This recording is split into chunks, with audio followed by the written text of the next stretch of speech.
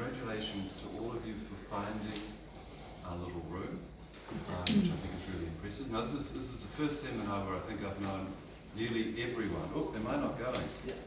Which one do I press? Oh, there we go. That I know nearly everyone for at least 20 years. And you've either trained me, or trained with me, or I've trained you. And in one case, I've married you. So,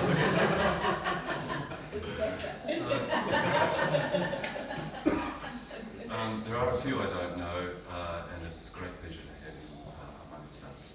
Now, what we're about to do is showcase the extraordinary richness and diversity of research and clinical enthusiasm that is reflective of rhinology in our part of the world. And we've got a star-studded cast of young speakers to entertain you for the next 60 minutes. And we're going to start by Raywyn Campbell. Now, Raywyn is an associate professor at the University of Sydney. She is a rhinologist who has interest in skull-base surgery and pediatric sinus surgery, and most specifically in ergonomics. And the reason why she has this incredible depth and interest in ergonomics is because prior to medicine she trained as a physiotherapist. So she really comes to this with a unique perspective, which Raywyn, I'd like to invite you to the podium to share. Thank you very much. So this talk is really sort of justifying our existence as rhinologists. Why bother unblocking the nose and looking at it in a slightly unique perspective? So first of all, why is the nose important? Well, the ancient Egyptians were actually onto something. They attributed a life force to statues. And whenever an enemy force invaded another city, if they came across a statue, they'd cut the nose off because that deprived it of its life force, because in their minds, it couldn't breathe. And they're onto something because most of our respiration is actually through the nose at rest and during exercise. In fact, about 20% of the global population, unfortunately, do have a blocked nose. And when you breathe through your mouth, the upper airway resistance is up to 2.5 times more than if you breathe through your nose. And it's thought that we are actually more efficient at extracting oxygen if we do breathe through our noses compared to breathing through our mouths. In fact, this study looked at the impact of blocking a nose. So these patients underwent sinonasal surgery and then had nasal tampons put in. And they measured numerous things, including the partial pressure of oxygen. And you can see how when they had the nasal tampons in, it dropped, and as soon as they were removed, it returned to above the preoperative levels. Similarly with the oxygen saturations, same thing. When you mouth breathe, it actually increases your perceived effort. And the theory behind this is when you mouth breathe, you deliver more deoxyhemoglobin to the prefrontal cortex. That then begins this phenomenon called central fatigue. And essentially what your body's doing is trying to get as much oxygen to the muscles as possible or shut them down.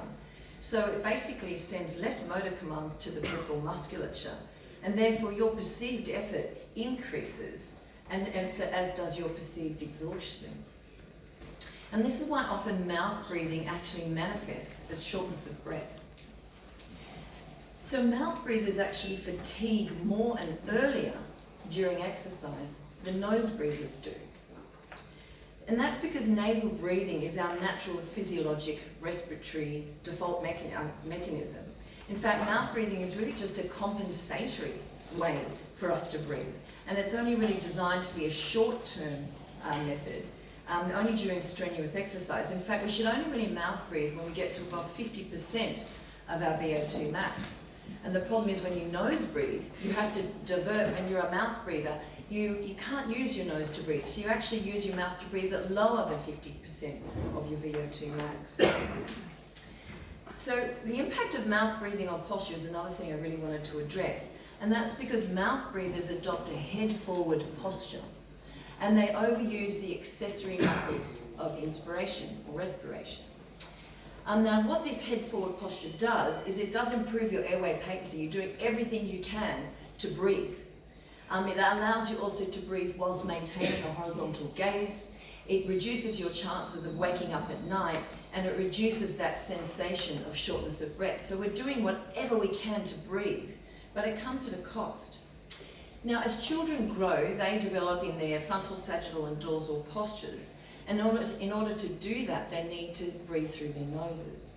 But unfortunately, this doesn't occur in mouth-breathing children, and you tend to see these changes in their postures really manifesting when they get to about the age of 8 and above. So as I said, this comes at a cost. This head-forward posture does correlate with increasing nasal airway resistance and temporomandibular joint dysfunction. When you adopt this head-forward posture, you lose your cervical lordosis. The distance between C0 and C1 lessens, your hyoid elevation, and you displace the temporomandibular joint disc anterior. If you can imagine, your head and maxilla go forward, but the mandible stays placed, so the disc of the TMJ moves forward. But it impacts the entire body because there's a synergism between the head and neck musculature and the musculature of the rest of the body. So this head-forward posture is not just about the head and neck. So mouth breathers have significant difference in their spinal curvatures. Not only do they have less cervical lordosis, but they have an increased thoracic kyphosis, increased lumbar lordosis, and their pelvises are shifted forward. And if you look at the impact of mouth breathing on bodily pain scores, so this is looking at SF36, and a lower score means more pain, you can see that before sinus surgery, the bodily pain scores are actually quite low, indicating quite a lot of bodily pain, consistent with mouth breathing. And you can see here again, when you do sinus surgery and you unblock the nose, the bodily pain drops. This head-forward posture is an ergonomic risk. As I mentioned, it shifts the center of gravity forward. And what that means is you've got to change the position of your upper and lower body, and that leads to neck and back pain, among other things. So in this study, you can see the people who had a head-forward posture, this LC angle was larger, the A9 angle was smaller, indicating this head-forward posture. The CD angle, the head was further away from the rest of the body. The lordosis was also increased. And interestingly, the acromion processes were quite asymmetric in mouth breathers compared to nose breathers. It's also been shown that mouth breathers are less flexible, they've got more asymmetry in their shoulders, and their scapulae are more superiorly oriented. And this head-forward posture leads to muscle fatigue, neck pain, back pain, TMJ pain, compression of your cervical disc, and tension headaches. Interestingly, it also leads to malformation of the eustachian tube. Now, if you expand the maxilla in mouth-breathing children, that increases the nasopharyngeal and nasal airway diameter, which leads to improved nasal airflow, and interestingly, their postures also improved. In fact, they normalized. And if you have a look at when you convert a child from a mouth breather to a nose breather, you can see these changes in their posture. But it's not just about this, it's also about respiratory muscles.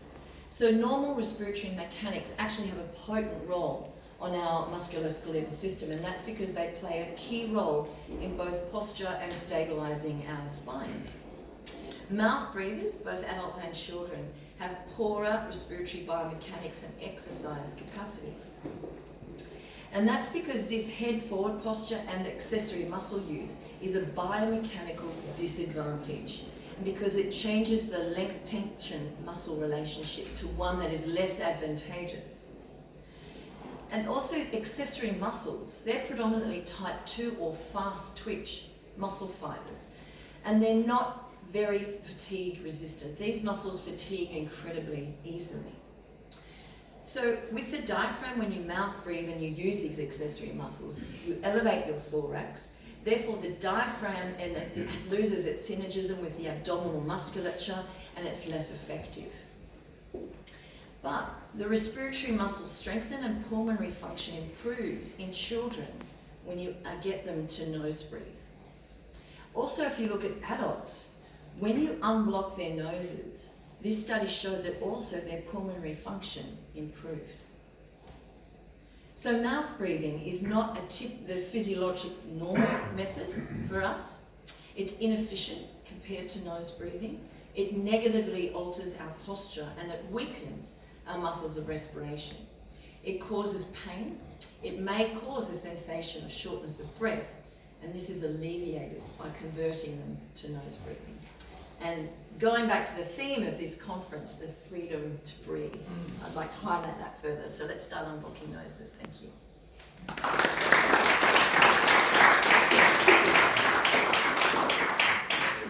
you're going to have lots and lots and lots of questions, I think, because that's an absolutely fascinating talk. Septoplasty is not just about lising your mortgage, it's about completely altering your patient's perspective and capacity to live their lives, which is awesome. Yeah. Look, could I ask a question about kiddies? Because I think this is a subject which is, we do not necessarily as a specialty approach well, because kiddies will come to you with bent septums and rhinitis, and the septum is not touched because people are worried about it altering facial growth. But if you don't do it, look what happens. So what's your thoughts about that? So your impact on facial growth on a child, if their nose is blocked, their facial growth will be impaired. First of all, the septum, there's two key areas to avoid in a child. That's the sphenodorsal zone right at the top, which generally don't touch anyway, and also the very anterior inferior part. That's where there are growth zones in the child's septum. The rest of it is fair game. You will not impact their facial growth if you do a septoplasty on a child, but you will if you leave them with a blocked nose. Let alone the impact on their posture, quality of sleep, attention. There's studies showing that children who mouth breathe cognitively don't do as well as their nose breathing peers at school. So we shouldn't be afraid, but we do need to be mindful of just those two key areas. Could I ask you a supplementary question, and that's about the diagnosis of nasal obstruction.